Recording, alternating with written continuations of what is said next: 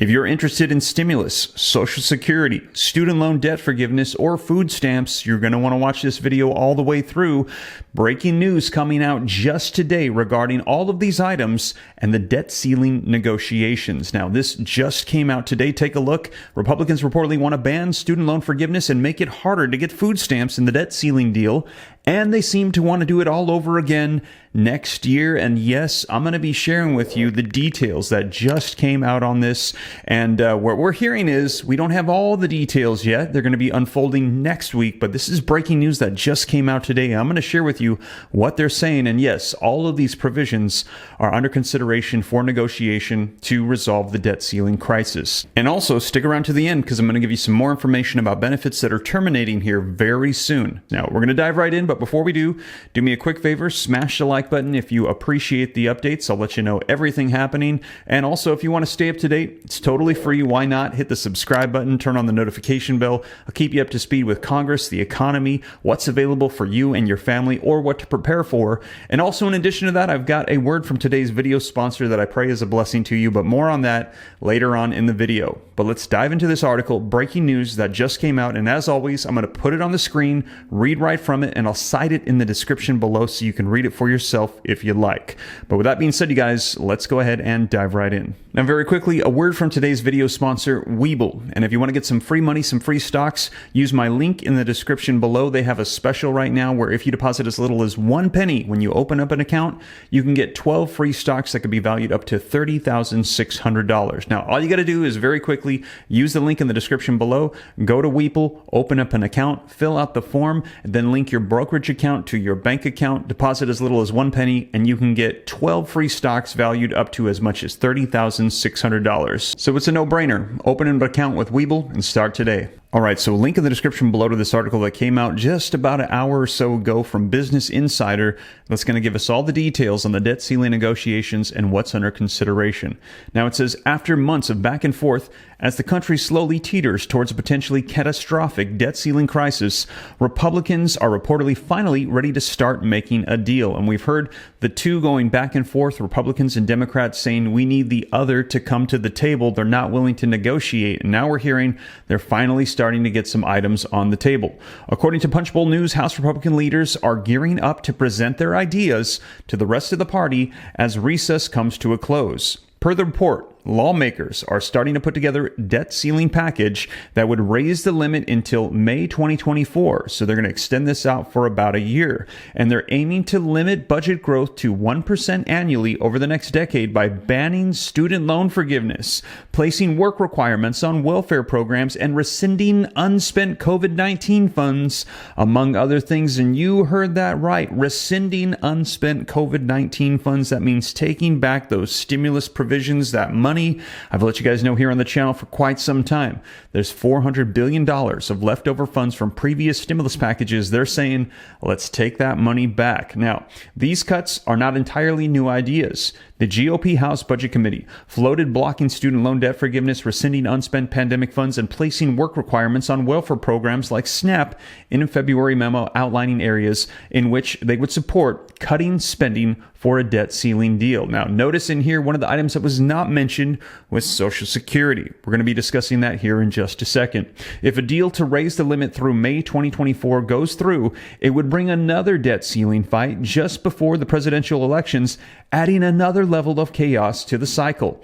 With Congress returning from recess next week, formal details of a debt ceiling plan are expected after months of stalemates, and Republicans call for President Joe Biden to sit down with Speaker of the House Kevin McCarthy and negotiate a deal. The U.S. is potentially mere months away from breaching the debt ceiling, meaning that it'll be unable to pay for the spending that Congress has already authorized. The nonpartisan Congressional Budget Office estimates that the breach might come as soon as July.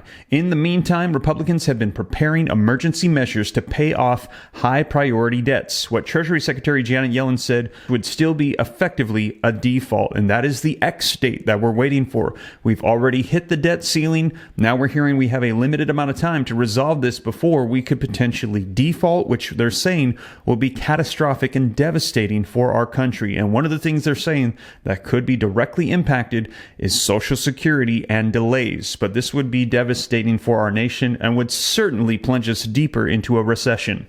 Speaker of the House Kevin McCarthy has said that defaulting on the debt is not an option. And I just want to say, I hope that they would realize the severity of not coming to an agreement. They have got to get this done. But neither is a future of higher taxes, higher interest rates, and economy that doesn't work for working Americans. But the White House continues to insist on a clean raise with no cuts or deals attached, which leaves them far from Republicans. Congress passed a clean debt ceiling raise 3 times under former President Donald Trump, and it looks like lawmakers on both sides of the aisle are getting antsy to reach a deal. Republican Study Committee Chair Kevin Hern sent a letter to the committee members on Wednesday urging them to pass a strong debt limit deal in April. Now, we must work night and day to get it passed to show the American people that we can be trusted and force the Senate and the White House to answer for their dereliction of duty. As Democrats have repeatedly stressed, the consequences of defaulting on the nation's debt would have a major financial consequence. Moody Analytics projects that even a short default could lead to 1 million Americans losing their jobs and a mild recession. So just to understand, just to make it clear, this would be devastating. A default could cost Americans $20,000 in retirement savings. Private student loan payments would surge, and a monthly mortgage payment could increase $150 a month. With Republicans' reported package only covering the debt limit until May of 2024, the same concerns could be on the table yet again in just about a year. Still, Biden has been adamant that he will not meet with Kevin McCarthy over raising the debt ceiling. That's a problem for McCarthy, who told Bloomberg TV last week that the president never wants to meet.